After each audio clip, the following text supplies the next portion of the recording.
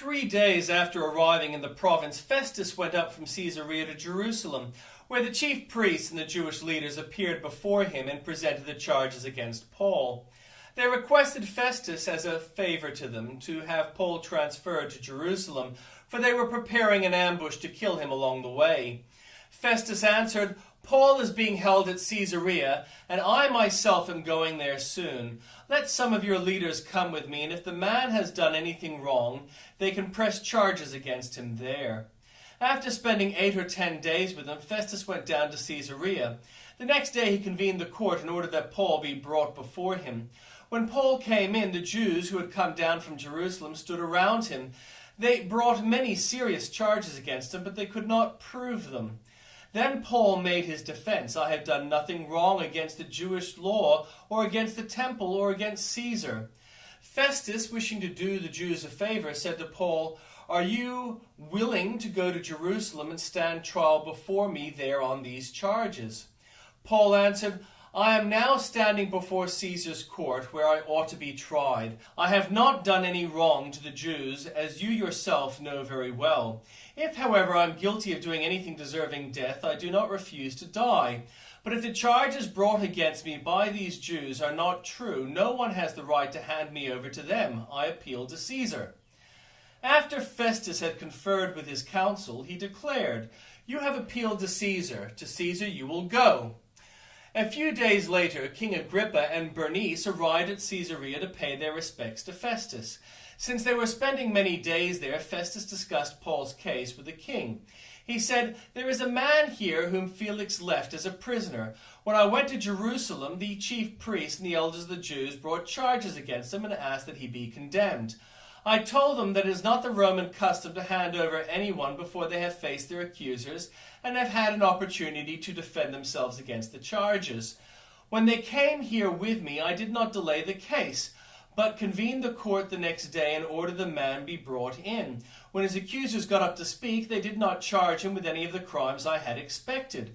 Instead, they had some points of dispute with him about their own religion and about a dead man named Jesus who Paul claimed was alive. I was at a loss how to investigate such matters, so I asked if he would be willing to go to Jerusalem and stand trial there on these charges. But when Paul made his appeal to be held over the emperor's decision, I ordered him held until I could send him to Caesar."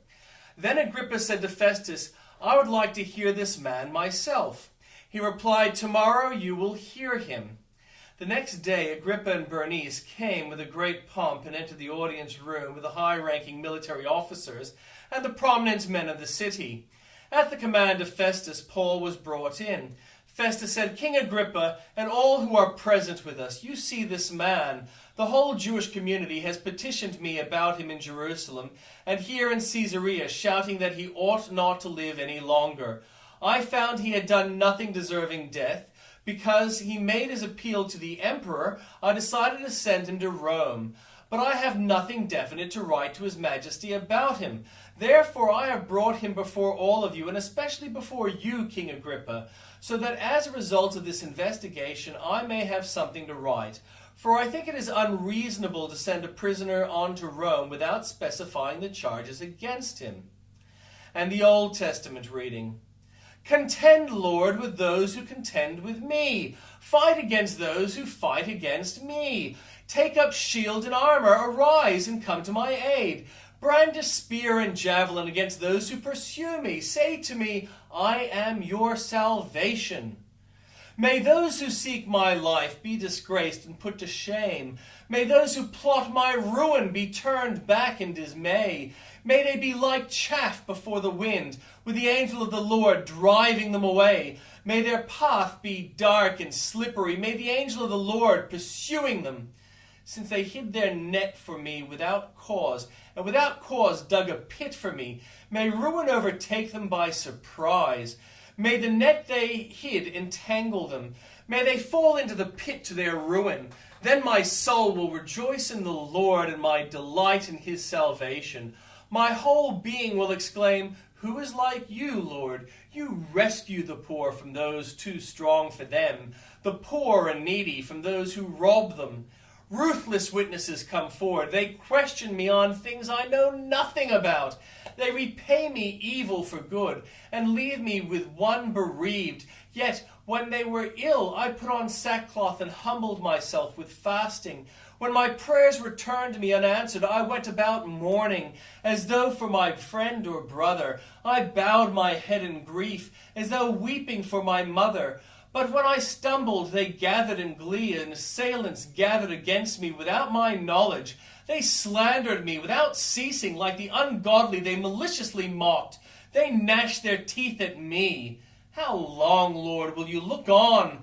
Rescue me from their ravages, my precious life from these lions. I will give you thanks in great assembly. Among the throngs I will praise you. Do not let those gloat over me, who are my enemies without a cause. Do not let those who hate me without reason maliciously wink the eye. They do not speak peaceably, but devise false accusations against those who live quietly in the land. They sneer at me and say, "Aha, aha! With our own eyes we have seen it." Lord, you have seen this. Do not be silent. Do not be far from me, Lord. Awake and rise to my defense. Contend for me, my God and Lord. Vindicate me in your righteousness, Lord my God. And do not let me gloat over me. Do not let me think, "Aha, just what we wanted," or say, "We have swallowed him up." May all who gloat over my distress be put to shame and confusion. May all who exalt themselves over me be clothed with shame and disgrace. May those who delight in my vindication shout for joy and gladness. May they always say, "The Lord be exalted, who delights in the well-being of his servant." My tongue will proclaim your righteousness, your praises all day long. I have a message from God in my heart concerning the sinfulness of the wicked. There is no fear of God before their eyes. In their own eyes they flatter themselves too much to detect or hate their sin. The words of their mouths are wicked and deceitful. They fail to act wisely or do good. Even on their beds they plot evil. They commit themselves to a sinful course and do not reject what is wrong. Your love, Lord, reaches to the heavens. Your faithfulness to the skies. Your righteousness is like the highest mountains.